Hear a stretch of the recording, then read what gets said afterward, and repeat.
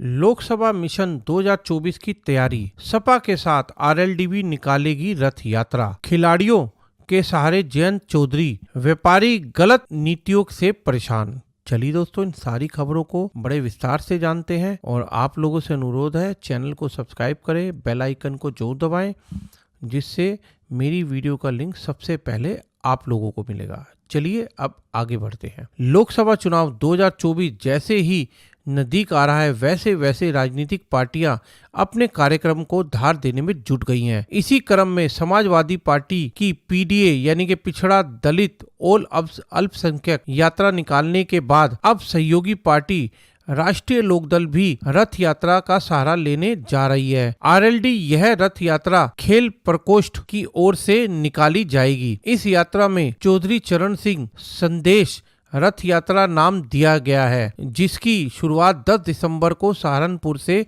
होगी। मेरठ गाजियाबाद होते हुए यह रथ यात्रा 23 दिसंबर को दिल्ली किसान घाट पर समाप्त होगी। इस रथ यात्रा को निकालकर आरएलडी पश्चिमी यूपी में अपनी ताकत दिखा सकती है। वहीं इसका सीधा असर सीट बंटवारे से लेकर लोकसभा चुनाव के नतीजों तक दिखाई पड़ सकता है। दरअसल आगामी लोकसभा चुनाव को अब कुछ दिन और कुछ महीने ही बाकी रह गए हैं। इसी को लेकर बीजेपी, सपा, कांग्रेस, बसपा, आरएलडी समेत सभी राजनीतिक दलों ने अपनी तैयारियों को अमली जामा पहनाना शुरू कर दिया है। वहीं लोकसभा चुनाव में परचम लहराने के लिए लिहाज से उत्तर प्रदेश सबसे महत्वपूर्ण राज्य है, क्योंकि यूपी में कुल 80 लोकसभा सीटें हैं। यानी कि जिस राजनीतिक दल या गठबंधन ने यूपी में एक तरफा बढ़त बना ली, उसकी केंद्र सरकार बनाना तय है। राजनीति में एक पुरानी कहावत भी कही है, दिल्ली का रास्ता यूपी से होकर जाता है। ऐसे में सपा के बाद अब आरएलडी भी वोटरों को लुभाने के लिए रथ यात्रा निकालने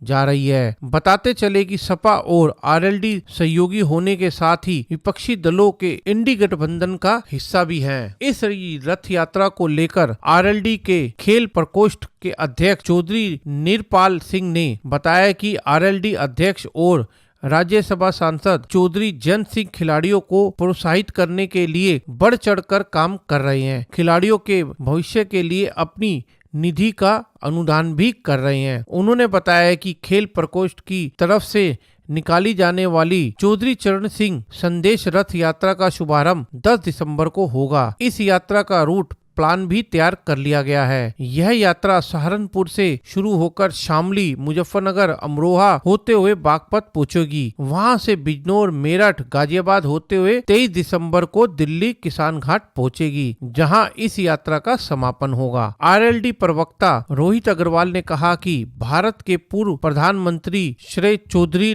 चरण सिंह ने किसानों के हित में बड़े बड़े काम किए थे। हम उनके बताए रास्ते पर चल रहे हैं। रोहित ने कहा कि चौधरी चरण सिंह ने हमेशा किसानों का अस्तित्व बचाए रखने के लिए लड़ाई लड़ी है। आरएलडी अध्यक्ष चौधरी जयंत सिंह किसान के मसीहा हैं। किसानों के हित के लिए सड़क से संसद तक आवाज उठा रहे हैं। उन्होंने कहा कि अग्निवीर योजना से युवाओं को हताशा और निराशा है। किसानों को एमएसपी का लाभ नहीं मिल रहा है। हमारी पार्टी के विधायक बकाया गन्ना भुगतान, गन्ने की लाभकारी मूल्य घोषित करने और युवाओं को रोजगार और महंगाई से छुटकारा सहित अन्य मांगों को लेकर विधानसभा में आवाज उठाते रहे हैं। इसके साथ ही रोहित अग्रवाल ने कहा कि किसानों को मुफ्त बिजली देने का वादा भी खोखला साबित हुआ। चंद पूंजीपतियों को छोड़कर छोटे और बड़े सभी व्यापारी सरकार की गलत नीतियों के कारण परेशान हैं।